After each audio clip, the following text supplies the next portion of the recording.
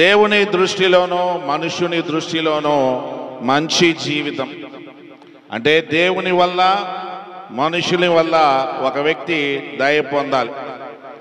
వీటికి ఏం కావాలి అనేది మనం ఆలోచన చేస్తే సత్య ప్రేమలో మొట్టమొదటగా కలిగి ఉండాలి. రెండవదిగా ఆ సత్య ప్రేమను తెలుసుకోవటం కాకుండా దాన్ని నిజ జీవితంలో ప్రదర్శించాలి. నిజ జీవితంలో నీవు ప్రదర్శించాలి. మూడవది క్రీస్తు ప్రేమ కలిగి, క్రీస్తు ప్రేమ నిన్ను బలపరిచే విధముగా నీవు విశ్వాసము కలిగి ఉండాలి. ఇవన్నీ కలగాలంటే దేవుని వాక్యాన్ని ధ్యానం చేయాలా, ప్రార్థనా జీవితాన్ని కలిగి ఉండాలి. కనుక నాకు ఇచ్చిన 2 వచనాల్ని అనుసరించి నన్ను బోధపరచమన్నారు. మనం ఇక్కడ చూస్తే లూకాసు వార్త 2వ అధ్యాయము 52వ వచనమును, యేసు జ్ఞానమందును వయసునందును దేవుని దయందును మనుషుల దయందును వర్ధిల్లు చుండెను. ఇది ఒక వచనము. రెండవది ఏంటంటే సామెతల గ్రంథము 3వ అధ్యాయము 1 నుంచి 4వ వచనాన్ని నాకు ఇచ్చారు. నా ఆజ్ఞలను హృదయపూర్వకముగా గైకొనము, అవి దీర్ఘాయువును సుఖజీవముతో గడుచు సంవత్సరములను శాంతిని నీకు కలగజేయును. దయను సత్యమును ఎన్నడును నిన్ను విడిచిపోనీయకము, వాటిని కంఠభూషణముగా ధరించుకొనుము, నీ హృదయ పలకల మీద వ్రాసుకొనుము. అప్పుడు దేవుని దృష్టి యందును మానవుల దృష్టి యందును నీవు దయనుంది మంచివాడవని అనిపించు కొందువు. కనుక దయను సత్యమును ఎన్నడును నిన్ను విడిచి పోనీయకము. మనం జాగ్రత్తగా పరిశీలన చేస్తే 2వ యోహాను పత్రిక 2, 3, 4వ వచనాన్ని ఆలోచన చేస్తే యోహాను భక్తుడు అద్భుతంగా ఆ పత్రికలో తెలియజేస్తాడు. నేను మాత్రమే కాక సత్యమును ఎరిగిన వారందరూ, నేను మాత్రమే గాక అంటే దేవుని యొక్క మహిమా గుణాతిశయములను దేవుని స్వరూపములో ఎలాగెదగాలో ఎరిగిన నేను మాత్రమే కాక సత్యస్వరూపమును లో ఎలాగ ఎదగాలో ఎరిగిన మీరందరూ సత్య ప్రేమలు మన యందుండగా దేవుని తండ్రి అయిన దేవుని యొద్ద నుండి ప్రభువైన యేసుక్రీస్తు యొద్ద నుండి కృపయు కనికరమును సమాధానం మీకు కలుగునుగాక. అద్భుతంగా దాన్ని ప్రకటన చేయటం అనేది తెలిసింది. కనుక మనం అందరం కూడా ఏం ఎరిగి ఉండాలంటే సత్య ప్రేమలు కలిగి ఉండాలి. మనం జాగ్రత్తగా పరిశీలన చేస్తే పౌలు గారు అద్భుతంగా మాట్లాడతారు. గలతీ పత్రికలో మనం 2వ అధ్యాయము 19, 20 వచనాన్ని ఆలోచన చేస్తే, ఈ జీవిస్తున్న జీవితము నాది కాదు, నా కొరకు మరణించి తిరిగి లేచిన దేవుని కుమారుని యందలి విశ్వాస మూలముగా జీవిస్తున్నాను. జీవించువాణ్ణి ఇక నేను కాదు, క్రీస్తే నా యందుండి నా చేత ఆ జీవితాన్ని జీవింపజేస్తున్నాడు. నన్ను బలపరచువాని అందే నేను సమస్తమును చేయగలను.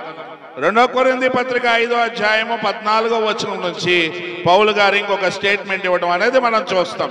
ఏంటంటే క్రీస్తు ప్రేమ మమ్మల్ని బలవంతము చేయుచున్నది కదా, అందరి కొరకు ఒకరు మృతి చెందను, కనుక అందరూ మృతి చెందేరి. ఇక జీవించువారు తమ కొరకు కాక తమ కొరకు మృతి చెంది తిరిగి లేచిన వాని కొరకు జీవించాలి. క్రీస్తును మేము శరీర రీతిగా ఎరిగి ఉండినను ఇక మీదట ఆయన్ను శరీర రీతిగా ఎరగము. వాక్యానుసారముగానే, వాక్యములో ఉన్న భావానుసారముగానే, ఆత్మీయంగానే మేము ఎరుగుదము. ప్రతి ఒక్క సహోదరుల పట్ల, ప్రతి ఒక్క సహోదరుని పట్ల ఆ విధంగానే ఆత్మీయంగానే మేము ఎరుగుతాము. ఇలాగా మనం తెలుసుకున్నప్పుడు మనం ఏం కలిగి ఉంటామంటే దేవుని దృష్టిలోనూ మనుషుల దృష్టిలోనూ దయ పొందిన వారముగాను మనం పొందుతాం. మనం జాగ్రత్తగా ఆలోచన చేస్తే, మీరు తెలుసో తెలీదో 40-50 సంవత్సరాలు వెనకాలకి వెళ్తే లోకంలో ప్రదర్శనశాలలు ఉంటాయి. లోకంలో ప్రదర్శనశాలలు ప్రదర్శిస్తారు. మనకు తెలుసు హైందవ సహోదరులకి గొప్ప వీరులు, వాళ్ళు ఆరాధించేవారు కనుక వారి యొక్క పురాణ పురుషుల్ని వాళ్ళు ఏం చేసేవాళ్ళంటే ఆ గ్రేట్ హీరోస్ని వాళ్ళు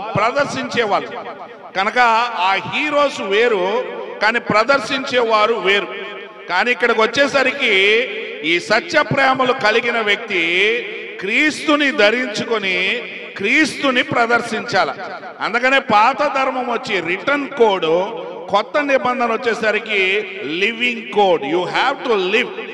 కనుక ఇవి మనం తెలుసుకున్నప్పుడు ఏమవుతుందంటే దేవుని దృష్టిలోనో మనుషుల దృష్టిలోనో మంచివారు అనిపించుకుంటాం. ఇది ఎలాగూ అనేది మనం ఆలోచన చేద్దాం. మనం పాత నిబంధనలో న్యాయాధిపతి కాలంలో ఒక మంచి క్యారెక్టర్ని ఆలోచన చేద్దాం. కనుక ఆ వ్యక్తిని దేవుడు దృష్టిలో ఉంచుకొని ఒకప్పుడు పడక ఇప్పుడు కనకరింపబడితిరి, ఒకప్పుడు దేవుని ప్రజలుగా ఉండక ఇప్పుడు దేవుని ప్రజలైతిరి అని మన గురించి పేతురు పత్రికలో రాయడం అనేది జరుగుతుంది. కానీ దానికి ముందుగా కనికరింపబడిన అన్యులు ఉన్నారు. దాంట్లో ఒక అద్భుతమైన క్యారెక్టర్ని మనం చూస్తే రూతు గ్రంథాన్ని మనం ఆలోచన చేయొచ్చు. ఈ రూతు అనే వ్యక్తిని మనం ఆలోచన చేస్తే ఆ వ్యక్తి ఎలాగ దేవుని యొక్క దయ పొందింది, మనుషుల యొక్క దయ ఎలా పొందిందో మనం ఆలోచన చేద్దాం. రూతు గ్రంథాన్ని అంతా మనం ఆలోచన చేస్తే అక్కడ ఎవరున్నారంటే ఎలిమెలెకు ఉన్నాడు కదా, తర్వాత ఆయన యొక్క భార్య నయోమి ఉంది, ఆయనకి 2 కుమారులు మహలోను కిల్యోను ఆయన 2 కుమారులు ఉన్నారు. అక్కడ గొప్ప కరువు వచ్చింది. ఆ కరువు రాగానే వాళ్ళు ఏం చేస్తారు, Bethlehem the land of bread ని విడిచేసి వాళ్ళు ఏం చేస్తారంటే మోయాబు దేశానికి వెళ్ళిపోతారు. మోయాబు దేశానికి వెళ్ళిన వీరు అక్కడ ఏం చేస్తారంటే 2 మోయాబు స్త్రీలను ఓర్ఫాను రూతుని వాళ్ళ కుమారులకి కోడలుగా తీసుకున్నట్టుగా మనం చూస్తాం.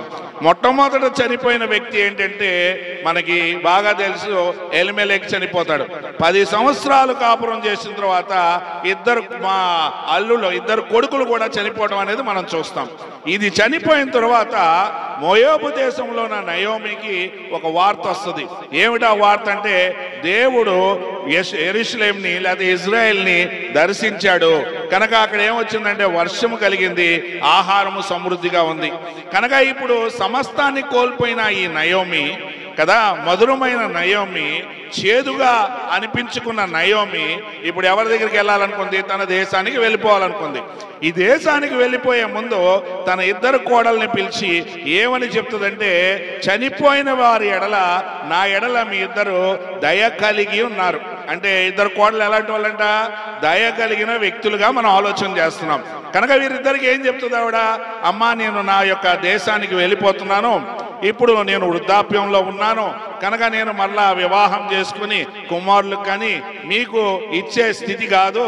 కనుక మీరేం చేస్తారంటే మీ యొక్క దేశానికి వెళ్ళండి, మీ యొక్క జనుల దగ్గరికి వెళ్ళండి, మీ యొక్క దేవతలను మీరు ఆరాధన చేసుకోండి, మీరు అక్కడ చక్కని వారిని చూసి వివాహం చేసుకుని స్థిరపడండి అనే విషయాన్ని అక్కడ చెప్పడం చూస్తాం.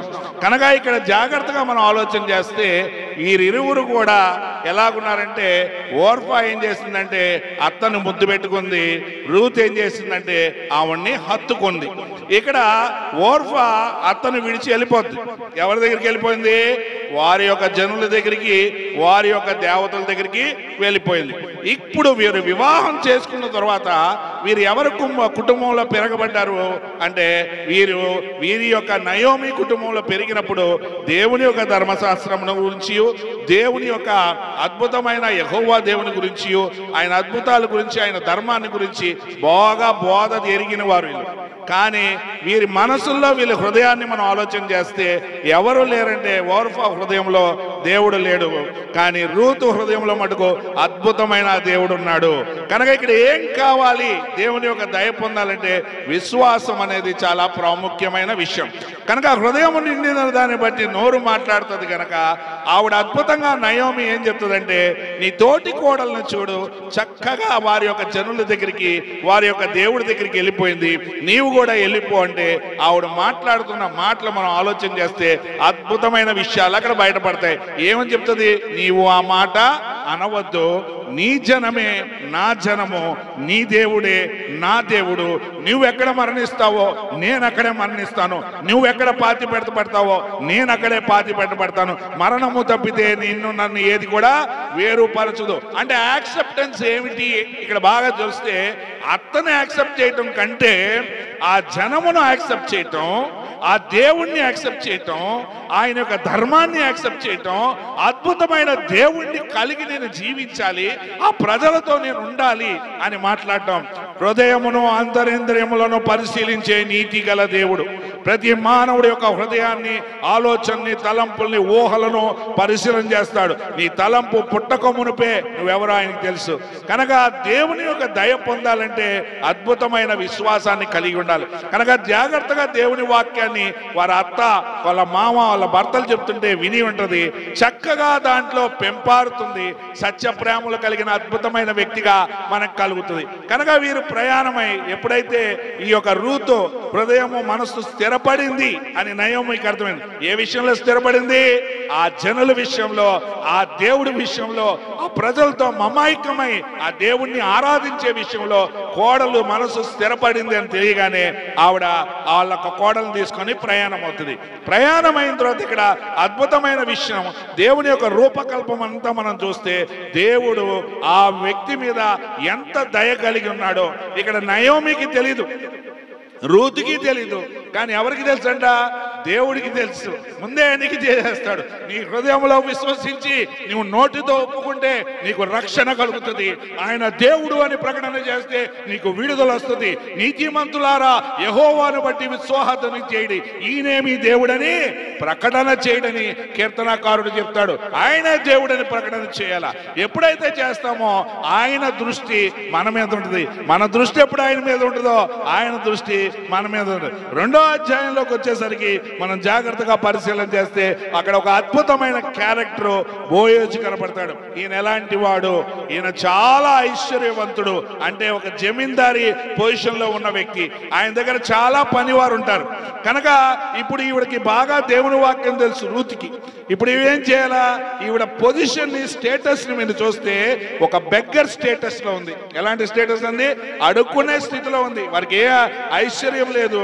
కనుక ఈవిడికి ఏం తెలుసు? ధర్మశాస్త్రం బాగా తెలుసు, దేవుని యొక్క సామాజికమైన విధులు తెలుసు, ధర్మ విధులు తెలుసు. కనుక పనులు ఏరుకొనుట. కనుక ఇజ్రాయెల్ ప్రజలు వాళ్ళ యొక్క పంట కోసేటప్పుడు రాలిపోయిన పనులు దేవుడు ఎవరికి విడిచిపెట్టమన్నాడంటే పరదేశులకును విధవరాలకి విడిచిపెట్టమన్నాడు. కనుక రూతు ధర్మాన్ని బాగా వినింది కనుక, హృదయం నిండా విశ్వాసం ఉంది కనుక అత్తతో చెప్తుంది, అత్త నేను వెళ్ళి పనులు కోసుకుని వస్తాను అని చెప్తుంది. చెప్పగానే అలాగమ్మా నువ్వు వెళ్ళిరా అంటారు. ఇప్పుడు నడిపించేవాడు ఎవడు అనేది మనం ఆలోచన చేస్తాం. దేవుని యొక్క దయ లేకపోతే ఈ రూతు బోయేజు యొక్క పొలంలోకి వెళ్ళలేదు. కనుక అద్భుతంగా దేవుడు తన కను దృష్టి ఆవిడ మీద నుంచి అద్భుతమైన రీతిలో ఆవిడ్ని ఆ యొక్క బోయేజు పొలంలోకి వెళ్తుంది. కనుక అక్కడ పనులు కోసుకోవడానికి ఆవిడ ఉన్నప్పుడు అప్పుడే బోయేజు వస్తాడు. అద్భుతమైన వ్యక్తి, ఎక్సలెంట్ క్యారెక్టర్. ఈ దినము మనం చూస్తే మన పిల్లలకి వివాహ విషయం మనం ఆలోచన చేస్తే ఏమడుగుతామండి? ఆడపిల్ల వాళ్ళు వస్తుంటారు, సువార్థికుడుగా ఉంటాను, మగపిల్ల వాళ్ళు వస్తారు, ఏమడుగుతారు? అమ్మా వాళ్ళకి ఏమన్నా బిల్డింగ్స్ ఉన్నాయా? ఆయన సంపాదన ఎంత? వాళ్ళ ఆస్తిపాస్తులు ఉన్నాయా? లేకపోతే ఇంకా కొద్దిగా పోతే, ఇంకా క్షీణించిపోతే వాళ్ళ కులం ఏమిటి? ఇలాంటివన్నీ అడుగుతూ ఉంటారు. కానీ ఏ భక్తులు కూడా దైవికమైన కుటుంబం కలిగిన వారా, విశ్వాసుల వారు, వాళ్ళు లోకములో దరిద్రులైనను దేవుని విశ్వాసంలో ఐశ్వర్యవంతులా అని అడిగే వాళ్ళు ఎవరు కనపడరు. కానీ ఇక్కడ మనం చూస్తే ఈ యొక్క బోయేజు యొక్క క్యారెక్టర్ మీకు అర్థమవుతుంది. ఆయన ఎంత ఆస్తిపరుడని పరిశుద్ధ గ్రంథంలో దేవుడు రాయించాడో మనకు అర్థమవుతుంది. ఎంతో మంది పనివారు ఉంటారు. కనుక ఆయన వస్తున్నప్పుడు ఆ పనివారిని చూసి ఆయన అంటాడు, అద్భుతమైన శుభవచనం మాట్లాడతాడు. క్షేమమును అభివృద్ధి కలిగే అనుకూల వచనమే, అంటే సత్య ప్రేమలు కలిగిన వ్యక్తి మాట్లాడే మాట ఏమిటంటే దేవుడు మీకు తోడై ఉండునుగాక అని పనివారితో అంటే, పనివారు అంటారు దేవుడు నిన్ను ఆశీర్వదించునుగాక.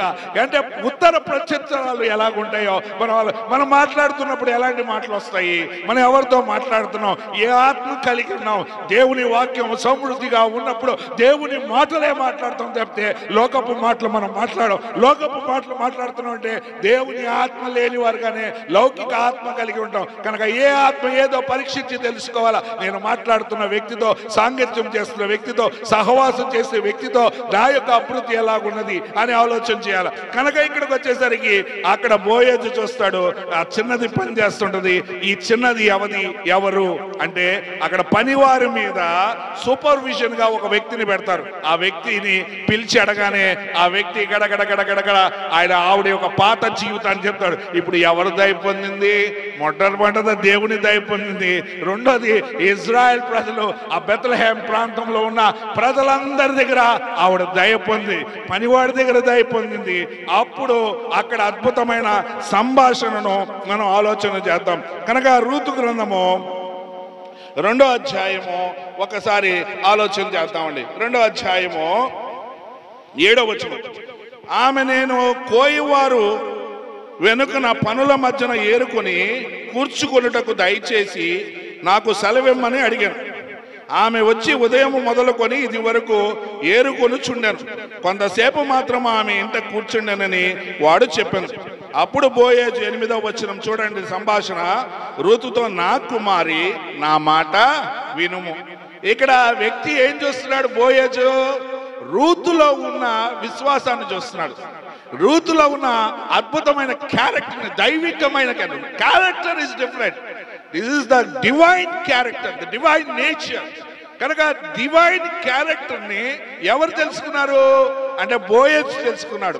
కనుక ఇక్కడ బోయేజ్ ఎవరిని వెతుకుతుంటాడు అని మనం ఆలోచన చేద్దాం. దేవుడు ఇద్దరిని జతపరిచే వరకు మనం ఆలోచన చేయాలా. కనుక దేవుడు ఎలాంటి వాళ్ళని జతపరుస్తాడు? ఒక విశ్వాసి ఇంకొక విశ్వాసినే జతపరచాలా. వారి ద్వారా దైవికమైన సంతానము దేవునికి కావాలా. ఇద్దరు మనం ఆలోచన చేసుకోవాలా కదా.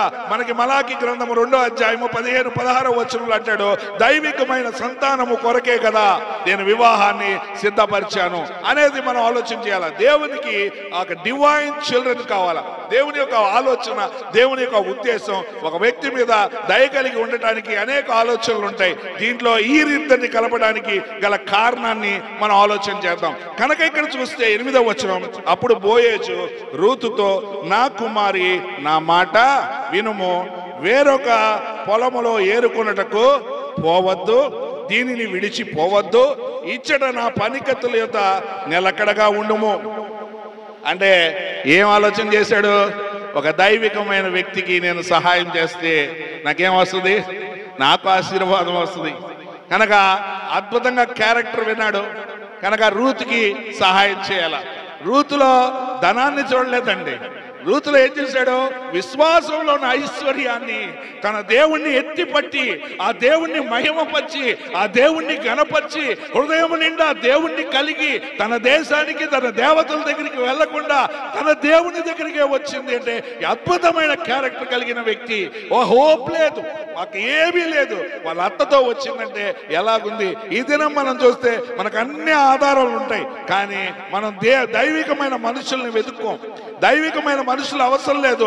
నువ్వు నేల మీద ఉన్నా, పెంట కుప్పల మీద ఉన్నా, నిన్ను లేవనెత్తి రాజుల పక్షాన దేవుడు కూర్చోబెడతాడు అనే మాట నీ హృదయంలో ఉండదు. నీకు కంటికి కనపడిందే నువ్వు నమ్ముతావు, కానీ విశ్వాసంతో ఎక్కడ కూడా నువ్వు చూడవు. ఇక్కడ జాగ్రత్తగా మనం ఆలోచన చేస్తే బోయేజు రూతుని ఎలా చూస్తున్నాడు అనేది మనం ఒకసారి ఆలోచన చేద్దాం. వారు కోయి చేను కనిపెట్టు వారికి వెంబడించుము. నిన్ను ముట్టకూడదని యవనస్తులకు ఆజ్ఞాపించి ఉన్నాను. నీకు దాహమగునప్పుడు కుండల యొద్దకు పోయి పనివారు చేసిన నీళ్లు త్రాగమని చెప్పాను. ఇక్కడ 10వ వచనాన్ని జాగ్రత్తగా ఆలోచన చేద్దాం. ఎప్పుడైతే ఈ మాటలు చెప్పాడో ఇక్కడ రూతు మాట్లాడుతున్న మాటలు మనం ఆలోచన చేద్దాం. అందుకు ఆమె సాగిలపడి తల వంచుకొని, ఏమి తెలిసి పరదేశినైన నాయందు లక్ష్యముంచునట్లు నీకు కటాక్షము కలిగినో అని చెప్పగా, బోయేజు, నీ పెనిమిటి మరణమైన తర్వాత నీవు నీ అత్తకు చేసినదంతయు నాకు తెలియబడెను. నువ్వు ప్రదర్శించాలి నీ జీవితాన్ని. You have to live the life of Christ. If you don't live, you die. కనుక యేసు ఎవరు అంటే, యేసు నా జీవమయ, ఆయన నా ప్రాణం. ఆయన తెలుసుకుంటే నేను జీవిస్తాను, తెలుసుకోకపోతే మరణిస్తాను. ఆ జీవమైన యేసు ప్రత్యక్షమైనప్పుడు నాకు వాడబారని స్వాస్థ్యం ఇస్తాడు. భౌతిక సంబంధమైన వాటి కోసం యేసు దగ్గరికి రాకూడదు, పరలోక సంబంధమైన స్వాస్థ్యం కోసం యేసు దగ్గరికి రావాలి. కనుక వాక్యాన్ని ఎందుకు ధ్యానం చేయాలి? వాక్యంలో ఎందుకు దానిలో ఉన్న అద్భుతమైన విషయాలు తెలుసుకోవాలంటే నువ్వు నిత్యము జీవించాలి. You have to live for ever. అద్భుతమైన బహుమానాన్ని పొందుకోవాలి. కనుక ఇక్కడ మనం ఆలోచన చేస్తే భౌతికంగా వీరు ఆలోచన చేయొచ్చు, కానీ దేవుడు అద్భుతమైన వ్యక్తిని సెలెక్ట్ చేసినట్టుగా మనం చూస్తాం. ఇక్కడ 2వ అధ్యాయము 11వ వచనం, నీవు నీ తల్లిదండ్రులు నీ జన్మభూమిని విడిచి ఇంతకు ముందు నీవు ఎరగని జనమునొద్దకు వచ్చింది. 12వ వచనం, యెహోవా నీవు చేసిన దానికి ప్రతిఫలం ఇచ్చును. ఇజ్రాయెల్ దేవుడైన యెహోవా రెక్కల క్రింద సురక్షితముగా నుండునట్లు నీవు వచ్చితివి. ఆయన నీకు సంపూర్ణమైన బహుమానం ఇచ్చునని ఉత్తరం ఇచ్చాను. ఒక విశ్వాసి మాట్లాడుతున్న మాటలు, రూతు నీకు నా మీద ఎందుకు కటాక్షం?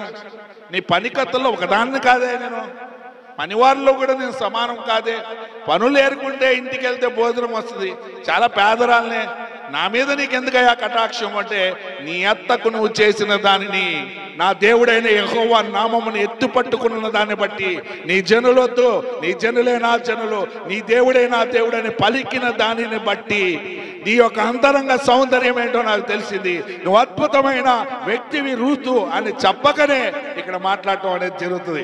కనుక ఇక్కడ మనం చూస్తే సంపూర్ణమైన బహుమానము ఏం కలుగుతుందంట? ఏం వర్డ్స్ మాట్లాడుతున్నాడు? బ్లెస్సింగ్ వర్డ్స్ మాట్లాడుతున్నాడు. కనుక వీరిరువురికి కూడా ఎక్కడ పరిచయం లేదు, వీరిరువురు కూడా ఎప్పుడు మాట్లాడుకోలేదు. కానీ ఒక విశ్వాసి ఇంకొక విశ్వాసితో మాట్లాడుతున్నప్పుడు, ఒక విశ్వాసి హృదయంలో నిండినది ఇంకొక విశ్వాసి హృదయంలో నిండినది వారి నోట్లోంచి వస్తున్న జీవధారులను బట్టి మనం ఆలోచన చేస్తే వారు ఎంత జీవము కలిగి ఉన్నారు, ఎన్ని జీవపు మాటలు వాళ్ళ హృదయం నిండా నిండింది అనే విషయాన్ని మనం ఆలోచన చేయాలి. ఎక్కడ కూడా లోకాన్ని గురించి మాట్లాడటం అనేది ఎక్కడా జరగలేదు. వారు మాట్లాడే మాటలు అద్భుతమైన విశ్వాసపు మాటలే తప్పితే ఎక్కడ కనపడలేదు. ఇక్కడ 13వ వచనం, అందుకు ఆమె, నా ఏలిన వాడా, నేను నీ పనికత్తుల్లో ఒక దానను కాకపోయినను నీవు నన్ను ఆదరించి నీ దాసురాలకు నా యందు ప్రేమ కలిగి మాట్లాడితివి గనక నా ఎడల నీకు కటాక్షము కలగనిమ్మని చెప్పాను. నీ పనికత్తుల్లో ఒక దాన్ని కాకపోయినను నా ఎడల నువ్వు కటాక్షం చూపించావు, నీ ప్రేమ నా మీద చూపించావు, అందుకు చాలా ధన్యురాలుగా ఉన్నానంటాడు. 14, బోయేజు భోజన కాలమందు అతను ఆవిడికి ఆహారం అందివ్వటం, ఆవిడ ఆహారం తీసుకోవడం తెలుస్తుంది. ఇక్కడ 15, 16వ వచనాన్ని ఆలోచన చేద్దాం. a character of Boaz, a character of Boaz ఇక్కడ కనబడుతుంది. ఇక్కడ చూస్తే ఆమె ఏరుకొనుటకు లేచినప్పుడు బోయేజు ఆమె పనుల మధ్యన ఏరుకొని వచ్చును, ఆమెను అవమాన పరచకుడి మరియు ఆమె కొరకు పిడికెళ్ళు పడవేసి ఆమె ఏరుకున్నట్లు విడిచిపెట్టుడు, ఆమెను గద్దింపవద్దని తన దాసులకు ఆజ్ఞాపించెను. ఎంత దయండి, ఎంత దయండి కదా! ఆవిడ క్యారెక్టర్ తెలుసుకున్నాడు, ఆవిడ జీవించిన ఆ ప్రదర్శించిన జీవిత విధానాన్ని చూశాడు. ఆవిడ మీద ఎంత దయ కలిగిందో, హృదయంలో ఎంత ప్రేమ కలిగిందో. ఈవిడికి సహాయం చేయాలి. ఎలా సహాయం చేయాలా? పనివారిని పిలిచి అంటాడు, ఆవిడ పనులు పడిపోయింది ఏరుకోవడం కాదు, పిడికిలతో వేయని కింద ఆవిడ ఏరుకునే విధంగా ఆవిడ సమృద్ధిగా ఇంటికి వెళ్ళాలా, సంతోషంగా ఇంటికి వెళ్ళాలా. నా దేవుణ్ణి కనపరిచిన ఆవిడ్ని నేను కనపరుస్తాను, నా దేవుణ్ణి మహిమపరిచిన ఆవిడికి నేను సహాయం చేస్తాను అనే విషయాన్ని అక్కడ బోయేజు యొక్క హృదయంలో మాటల్లో మనకు కనపడుతుంది. ఇక్కడ మనం ఆలోచన చేస్తే ఆవిడ అన్ని ఏరుకొని ఇంటికి వెళ్తుంది. అక్కడికి వెళ్ళగానే వాళ్ళ అత్త అడుగుతున్న మాటలు, ఎవరి పొలంలోకి వెళ్ళావు, ఇంత విస్తారముగా తీసుకొచ్చావు అనగానే బోయేజు అంటుంది. బోయేజు పొలంకి వెళ్ళమని అత్త చెప్పలేదు. బోయేజు పొలం ఎక్కడుందో రుతుకి తెలియదు. మరి ఎవరికండి దయ కలిగింది ఇది? ఆవిడ ఆరాధిస్తున్నా, ఆవిడ సేవిస్తున్నా, ఆవిడ విశ్వాస మాటలతో మహిమపరిచిన దేవునికి కాక. ఇదిన మనం ఆలోచన చేస్తే అలాంటి విశ్వాసం నీకుంటే దేవుని యొక్క దయ నీ మీద ఉండదా? మనుషుల యొక్క దయ నీ మీద ఉండదా? ఒకసారి ఆలోచన చెయ్యి. ఒక క్యారెక్టర్ని నీకు చూపిస్తున్నాడు రూతుని, నువ్వు అలాగుంటే నిన్ను కూడా అలాగే అలంకరిస్తాను. అందుకని అంటాడు, ఎలాగ అలంకరించుకోవాలంటే ఆ దయను సత్యమును కంఠభూషణము వలె. అంటే ఒక నెక్లెస్ వేసుకుంటావు, ఒక నెక్లెస్ వేసుకుంటావు, అది చాలా విలువైందని నువ్వు అనుకుంటావు, కానీ నీ జీవితము కంఠభూషణం వల్లే కనపడాలంట. ఒక డైమండ్ నెక్లెస్ లాగా నీ లివింగ్ కనపడాలా. నీలో ఎవరు కనపడాలా? ప్రభు మాత్రమే కనపడాలా. నీలో ప్రభు మాత్రమే కనపడాలా. మనకు బాగా తెలుసు కదా, అపోస్తుల కార్యాలు మనం ఆలోచన చేసినప్పుడు, శ్రమ కలిగినప్పుడు చెదిరిపోయిన శిష్యులు ఎక్కడికి వెళ్ళిపోయారు? సిరియా ప్రాంతంలో ఉన్న ప్రాంతానికి వెళ్ళి వాళ్ళు ఏం చేశారు? సంఘాన్ని స్థాపించారు. అంతియొకియా ప్రాంతం. సంఘాన్ని స్థాపించిన తర్వాత శిష్యులు వెళ్ళారండి. సంఘాన్ని స్థాపించిన తర్వాత వార్త ఎవరికి వచ్చింది? సంఘంలో ఉన్న పెద్దలకి, అపోస్తలుకి వచ్చింది. రాగానే ఏం చేశారు? బర్నబాని పంపిస్తారు. ఆ సంఘం ఎలాగున్నదో ఒకసారి చూసిరా అనగానే బర్నబా వస్తాడు. వాళ్ళని విశ్వాసం ముందు స్థిరపరచబడండి అని చెప్తూ ఆయన సంపూర్ణమైన క్రీస్తు సువార్తను చెప్పలేడు. క్రీస్తుకు కలిగిన సంపూర్ణమైన సమృద్ధిలో ఆ సంఘాన్ని పెంచలేడు. కనుక అతను ఏం చేశాడంట? పౌలుని వెతకడం మొదలుపెట్టి తార్సు వాడైన పౌలుని వెతుక్కుంటూ వెళ్ళి పౌలుని తీసుకొచ్చి 1 సంవత్సరం ఉంది. అద్భుతమైన యేసుక్రీస్తు స్వారూప్యాన్ని వారికి చూపించగానే శిష్యులు ఏమైపోయారంట? దే ఆర్ కాల్డ్ క్రిస్టోస్, అంటే క్రీస్తులు. అంటే వాళ్ళు ఎలా జీవిస్తున్నారు? వాళ్ళ జీవితంలో ఒక శిష్యుడు క్రీస్తులాగా అయిపోవాలా, క్రీస్తుని కనపరచాలా. క్రీస్తుని కనపరచాలంటే నీళ్ళేముండాలా? నేను మాత్రమే కాక సత్యం ఎరిగిన వారందరూ సత్య ప్రేమను మన యందుండగా తండ్రి అయిన దేవుని యొద్ద నుండియో ప్రభు అయిన యేసుక్రీస్తు యొద్ద నుండియో కృపయో కనికరమును సమాధానము నీకు కలుగునుగాక. దేనికి విలువిస్తున్నావు? ఏ ప్రభు వాక్యానికి విలువిస్తున్నావు? ఆ వాక్యం నీ హృదయంలో ఉందా? నీ మనసులో ఉందా? అద్భుతమైన సంఘాన్ని పౌలు గారు స్థాపించారు, కొరింథీ సంఘాన్ని. నేను నాటాను, నీళ్లు పోసాడు, వృద్ధి కలగ చేసేవాడు దేవుడే, నీళ్లు పోసిన వాడు అపోలోనే. కానీ వారు ఎన్ని మాటలు ఆయన ఒక మాట అంటాడు. అద్భుతమైన క్రీస్తు సంఘానికి 2వ కొరింథీ పత్రిక 13వ అధ్యాయం 5 నుంచి 7వ వచనంలో ఆయన ప్రశ్న వేస్తాడు. మీలో క్రీస్తు ఉన్నాడా లేదా? మిమ్మల్ని మీరు పరీక్షించి తెలుసుకోండి, మీరు భ్రష్టులు కాని ఎడలా. కనుక బాప్తిజం తీసుకోగానే మనం ఏమనుకుంటున్నాం? క్రీస్తు సంఘంలో చేర్చబడ్డాము. కానీ క్రీస్తు లేకుండా ఉన్నామా? క్రీస్తే లేకపోతే నీ జీవితం భ్రష్టమైన జీవితం. కనుక దేవుని యొక్క దయ నీకు ఎలా కలుగుతుంది? మనుషుల యొక్క దయ నీకు ఎలా కలుగుతుంది అనే విషయాన్ని మనం ఆలోచన చేయాలి. కనుక ఈ దినము ఈ రూతు పుస్తకంలో కొన్ని విషయాల్ని ఆలోచన చేద్దామండి. కనుక 2వ అధ్యాయం రూతు గ్రంథము 19వ వచనం. అంతటా ఆమె అత్త ఆమెతో, నేడు నీవెక్కడ ఏరుకొంటివి, ఎక్కడ పనిచేసితివి? నీ అందు లక్ష్యం ఉంచిన వాడు దీవింపబడునుగా. అనగా ఆమె తాను ఎవరి యొద్ద పనిచేసినో అది తన అత్తకు తెలియజెప్పి, ఎవరి యొద్ద నేడు పనిచేసినో అతని పేరు బోయేజు అనెను. అక్కడ 20వ వచనం అంటాడు, ఆవిడ నయోమి అంటది. ఆ వ్యక్తి క్యారెక్టర్ గురించి నయోమికి బాగా తెలుసు. కనుక అక్కడ అంటది నయోమి, బ్రతికి ఉన్న వారికి చచ్చిన వారికి ఉపకారము చేయటం మానని ఇతడు యెహోవా చేత ఆశీర్వదింపబడును గాక. ఎల్మెలెక్ చనిపోయాడు, మహలోని కిల్యోని చనిపోయాడు. చనిపోయిన కుటుంబం ఎడల బ్రతికి ఉన్న నయోమి రూతి ఎడల ఉపకారము చేయకుండా మానని దయగల సత్యము కలిగిన ఇతన్ని దేవుడు ఆశీర్వదించునుగాక. అంటే ఏం చూపించాలా? వాక్యాన్ని వింటాం, వాక్యాన్ని బోధిస్తాం. వాక్యం అయిపోయావా? వాక్యాన్ని జరిగించావా?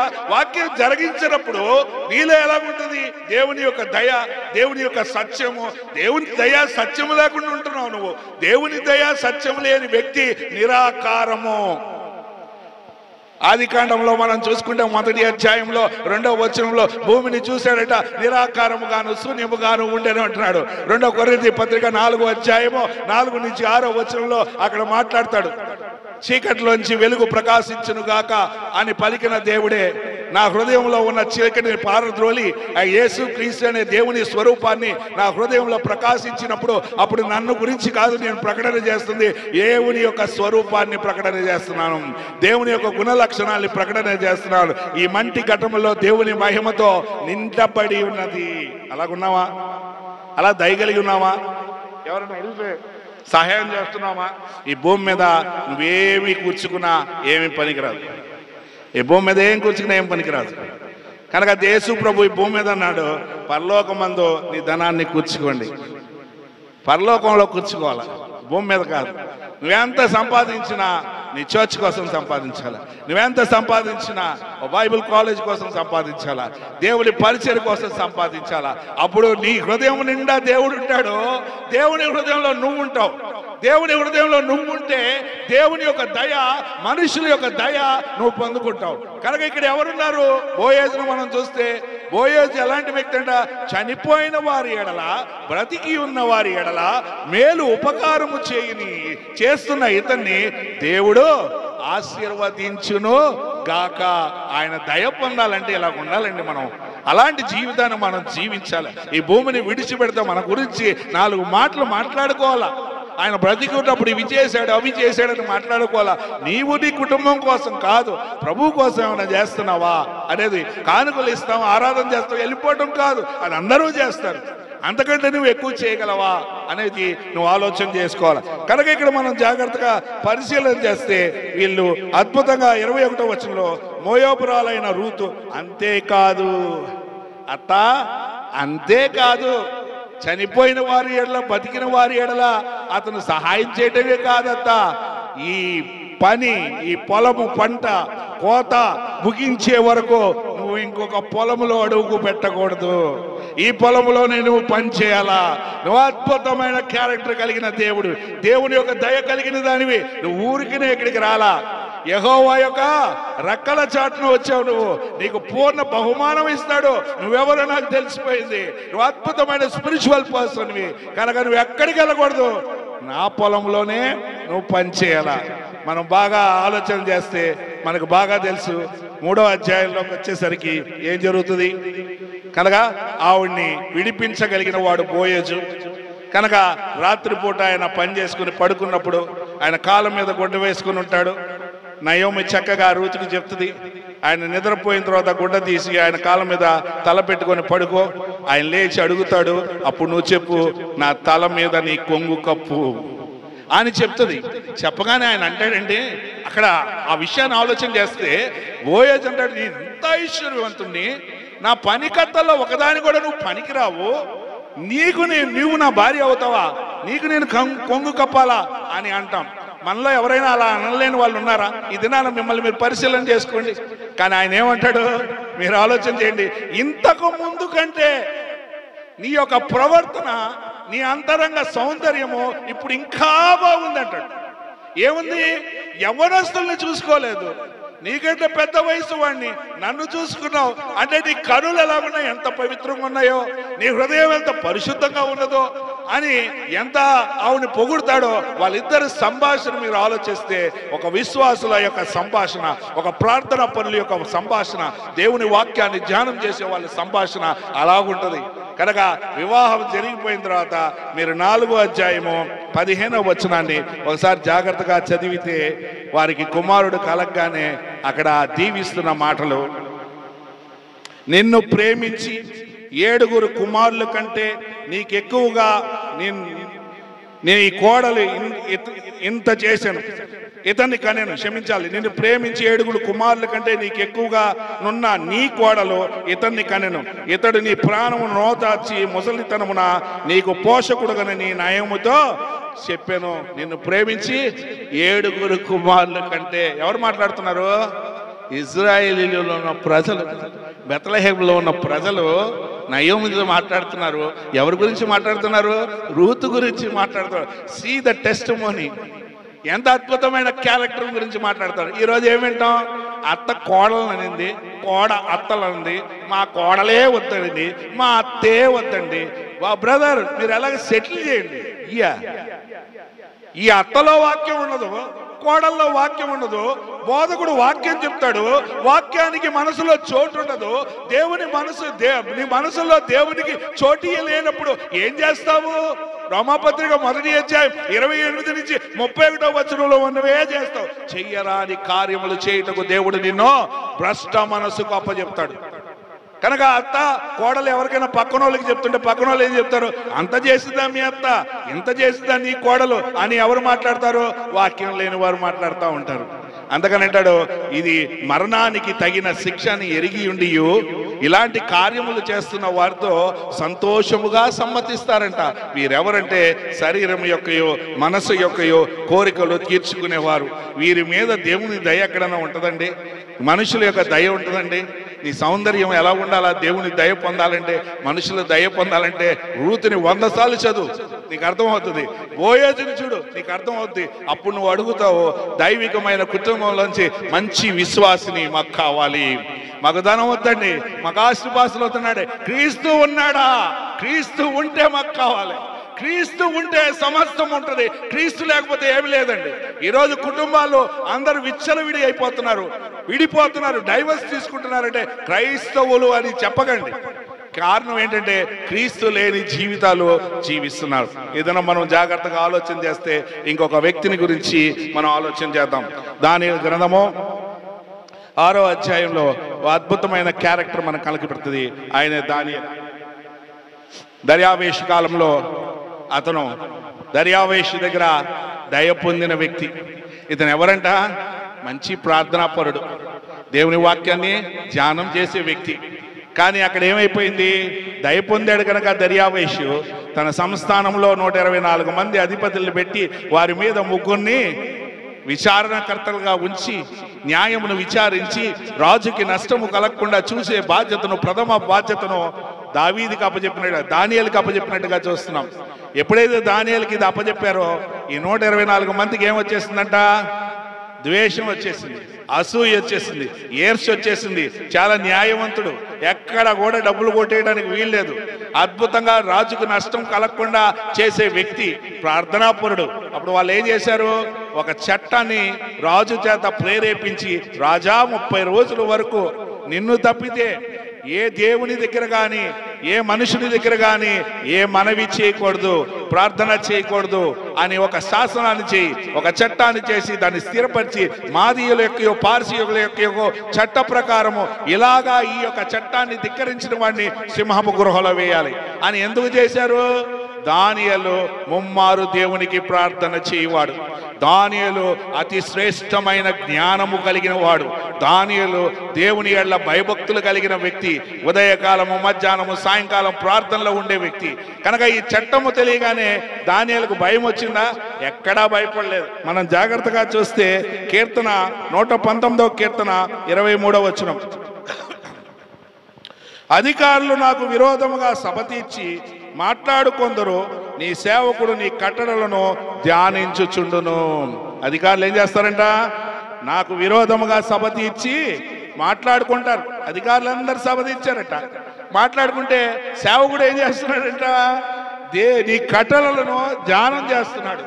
దేవుని వాక్యాన్ని దివారాతులు ధ్యానం చేస్తే నీకు వ్యతిరేకంగా రూపింపబడిన ఏ ఆయుధమో వర్ధలదు. నిన్ను ముట్టితే ఆయన కంటి పాపను ముట్టినట్టే. కనుక ఏం చేయాలి ఇక్కడ అనేది మనం ఆలోచన చేయాలి. 119వ కీర్తన 56వ వచనం, నీ ఉపదేశమును అనుసరించి నడుచుకొనుచున్నాను, ఇదే నాకు వరముగా దయచేయబడి ఉన్నది. కనుక ముమ్మారు చేస్తున్నప్పుడు ఈ యొక్క దేవుని సేవించే విషయంలో ఇతన్ని పట్టుకొని రాజుకి విన్నపించగానే చట్టం అయిపోయింది. కనుక ఆ యొక్క సింహము గృహలో పడేవేగానే రాజుకి రాత్రంతా నిద్ర పట్ల.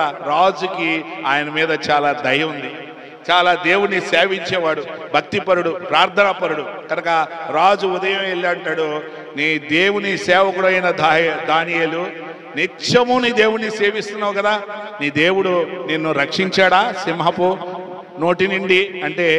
రాజు చిరంజీవి అగునుగాక. రాజా, దేవుని దృష్టిలోనూ నీ దృష్టిలో నేను ఏ చెడ్డదనాన్ని చేయలేదు. దేవుడు రాత్రి తన దూతలను పంపించి సింహపు నోళ్ళు మూయించి నన్ను రక్షించెను. కనుక దేవుని వాక్యాన్ని ఎందుకు ధ్యానం చేయాలా? ఎందుకు ఉదయకాల ప్రార్థనలు 3 సార్లు ప్రార్థనలు ఎందుకు చేయాలా? సమయం దొరికిన కలిసి ఎందుకు ప్రార్థన చేయాలా? నీకు కనిపించి కనపడిన అనేక ఆపదల నుంచి నువ్వు తప్పింపబడటానికి.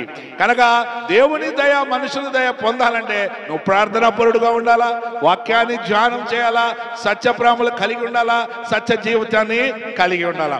ఒక 2 నిమిషాలు, ఒక 5 నిమిషాలు ఈ యొక్క జ్ఞాపకార్థ కూడికను గురించి ఆలోచన చేద్దాం. కుటుంబం ఆదరించబడాలా, ఓదార్పు చెందాలా?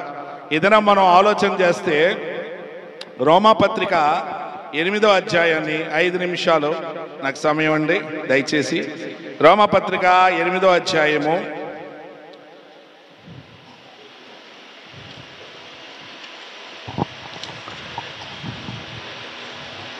24, 25. ఏలైనగా మనము నిరీక్షణ కలిగిన వారమై రక్షింపబడితిమి. నిరీక్షింపబడినది కనపడినప్పుడు నిరీక్షణతో పని ఉండదు. తాను చూచుచున్న దాని కొరకు ఎవడు నిరీక్షించును? మనము చూడని దాని కొరకు నిరీక్షించిన ఎడల ఓపికతో దాని కొరకు కనిపెట్టుదము. ఈ దినము కుటుంబానికి ఏం కావాలా? ఆదరణ కావాలి. కనుక మనం మొదటి తెస్స 4వ అధ్యాయం 13వ వచనంలో అక్కడ ఒక వ్యక్తి చనిపోతే పౌలు గారు అక్కడ ఈ పత్రిక రాస్తూ కదా, నిరీక్షణ లేని ఇతరుల వలె దుఃఖపడుకున్న నిమిత్తము నేను ఈ మాటలు మీకు తెలియజేస్తున్నాను. ఏ మాటలు తెలియజేస్తున్నాడు? మొదటి తెస్స 4వ అధ్యాయం 15వ వచనంలో ప్రభువు మాటని బట్టి అంటాడు. మొదటి తెస్స 4వ అధ్యాయం 18వ వచనంలో మీరు అనగా విశ్వాసులు ఈ మాటలను బట్టి, ఏ మాటలు? ప్రభువు మాటలను బట్టి ఒకరు ఒకరు ఆదరించుకోండి. ఏంటి ఈ మాటలు? హెబ్రీ పత్రిక 2వ అధ్యాయము 5, 6వ వచనం. మనం మాట్లాడుచున్న మాటలు ఆ రాబోయే లోకాన్ని గురించి. అదే మన నిరీక్షణ. ఆ రాబోయే లోకాన్నంట దేవదూతలకు అప్పచెప్పలేదంటండి దేవుడు, మనుషున్నే జ్ఞాపకం చేసుకుంటున్నాడంట. మనుషున్నే అనాది కాలం నుంచి జ్ఞాపకం చేసుకుంటున్నాడంట. వారికి ఆ రాబోయే లోకాన్ని ఇవ్వాలంట. మనుష్యుడి జ్ఞాపకం చేసుకుంటకు ఆ మనుషుడు ఏ పాటి వాడయ్యా? వాడినే జ్ఞాపకం చేసుకుంటున్నావు. ఏమని జ్ఞాపకం చేసుకుంటున్నాడు? తీతు పత్రిక 1వ అధ్యాయం 4వ వచనంలో అంటాడు, అనాది కాలమందే అబద్ధమాడని దేవుడు ఆ నిత్య జీవాన్ని గురించి వాగ్దానం చేశాడు. మానవుడు ఎప్పుడు జీవించాలి, మానవుడు మరణాన్ని చూడకూడదు. He should live for ever. కనుక మానవుడు నిత్యము జీవించాలని ఆయన అనాది కాలం అందే వాగ్దానం చేసి ఆయన కుమారుని యొక్క సువార్త ద్వారా మానవుడు నిత్యము జీవిస్తాడు, వాడికి మరణం ఉండదని బయలుపరిచాడట. యేసు ప్రభు ఈ భూమి మీద ఉన్నప్పుడు అంటాడు, నా యందు విశ్వాసం ఉంచువాడు మరణించినను తిరిగి లేస్తాడు, తిరిగి లేచి ఇంకెన్నటికీ మరణాన్ని ఇచ్చాడు. ఇదే ప్రభు మాట. అపోస్తుల కార్యాలు అందరిలో మనం చూస్తే అపోస్తుల్ని పట్టుకుని వెళ్ళి ఫెలిక్స్ దగ్గర పెట్టినా, ఫేస్ దగ్గర పెట్టినా, అగ్రిపరాజు దగ్గర పెట్టినా వాళ్ళు మాట్లాడుతున్న మాట, మా నిరీక్షణ ఏంటో తెలుసా? మృతులకు పునరుద్ధానం కలుగుతుంది.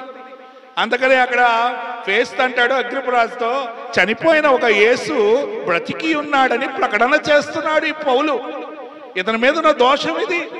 బ్రతికి చనిపోయిన యేసు అనే ఒక వ్యక్తి బ్రతికి ఉన్నాడని ప్రకటన చేస్తున్నాడు. అగ్రిపరాజా, చనిపోయిన వ్యక్తి బ్రతికి ఉన్నాడని నేను ఎలాగూ రుజువుపరచగలను? ఏ ప్రకటన? ఏమిటి నిరీక్షణ? అద్భుతమైన పరలోకం అండి. ఏం నిరీక్షిస్తున్నాం? బాలకుమారుని గారిని చూస్తాం. బాలకుమారుని గారిని చూస్తాం. ఎవరు చేశారు ఈ వాగ్దానం? మొదటి యోహాను పత్రిక 2వ అధ్యాయం 25వ వచనంలో నిత్య జీవం అనుగ్రహించినది తానే చేసిన వాగ్దానం. మొదటి యోహాను పత్రిక 5వ అధ్యాయం 9 నుంచి 13వ వచనంలో మనుషుల సాక్ష్యం మనం అంగీకరిస్తున్నాం కదా. దేవుని సాక్ష్యం మరి బలమైనది. ఆ సాక్ష్యం ఏంటంటే తన కుమారుని గురించి ఇచ్చినదే. తన కుమారులో ఏమున్నది? నిత్య జీవం ఉన్నది. తన కుమారుని కలిగిన వాడు నిత్య జీవము కలిగిన వాడు. మీరు యేసుని కలిగి ఉంటే నిత్య జీవం కలిగి ఉంటారు. అదే దేవుని యొక్క దయ, అదే దేవుని యొక్క కృప.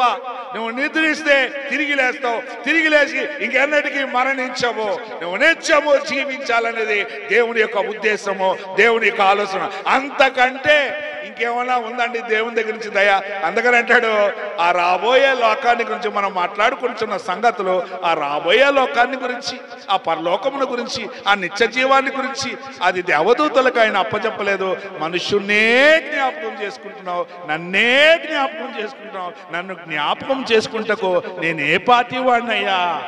యేసుక్రీస్తుని ఈ లోకానికి పంపించాడు. యోహాను 3:16లో దేవుడు ఈ లోకమును ఎంతో ప్రేమించెను కాగా తన అద్వితీయ కుమారునిగా పుట్టిన వాని యందు విశ్వాసం ఉంచువాడు నశింపక నిత్య జీవం పొందుటకు ఆయనను అనుగ్రహించను. యేసుక్రీస్తుని ఎందుకు అనుగ్రహించాడు? నేను నన్ను జ్ఞాపకం చేసుకొని నీకు నాకు మరణాన్ని కొట్టేసి ఆ పరలోకాన్ని ఇవ్వడానికి. కనుక సహోదరుడు బాలకుమార్ గారు ఎక్కడున్నారు? పరదేశంలో ఉన్నారు. మనం అందరం కలుసుకోమా? ఖచ్చితంగా కలుసుకుంటాం. ఆ నిరీక్షణతోనే కదా బతుకుతున్నాం. ఆ నిరీక్షణతోనే క్రీస్తుని ప్రకటన చేస్తున్నాం. ఆ నిరీక్షణతోనే క్రీస్తుని కలిగి ఉన్నాం. ఆయన ఎవరు? ఆయన జీవం. ఆయన తెలుసుకుంటే ఏమవుతాను? జీవిస్తా.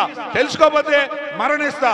ఆ జీవమైన యేసు ప్రత్యక్షమైనప్పుడు వాడబారని స్వాస్యము నీకు నాకు కలుగుతుంది. అందరికీ క్రీస్తు నామమున వందనాలు.